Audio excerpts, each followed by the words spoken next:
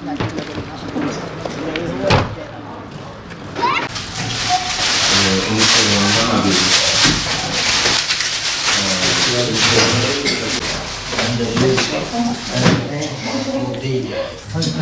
parlamayı da uğraş. Kıbrıs'a da bir araba masıyla beraber. Söyle mi?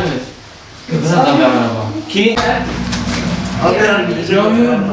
Gelirse burada abi gidin para da alın neyse.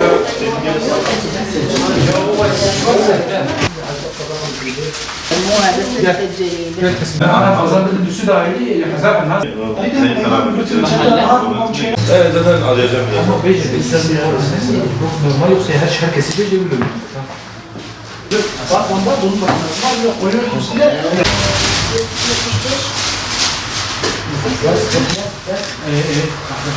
Bazıları çekimlerden fazla sanmışlarmışım.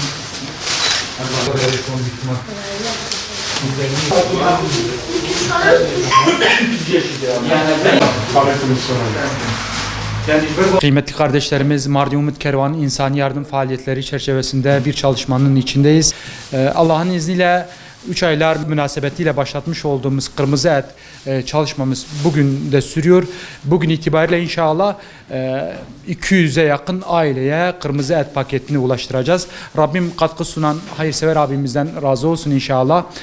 3 ayların bereketli atmosferinde katkı sunmak isteyen kardeşlerimizin hayır ve bağışlarını da bu arada bekliyoruz. Onlar bize ulaştığı takdirde biz de yetim ve muhtaçlara onların aracılığıyla ulaşacağız.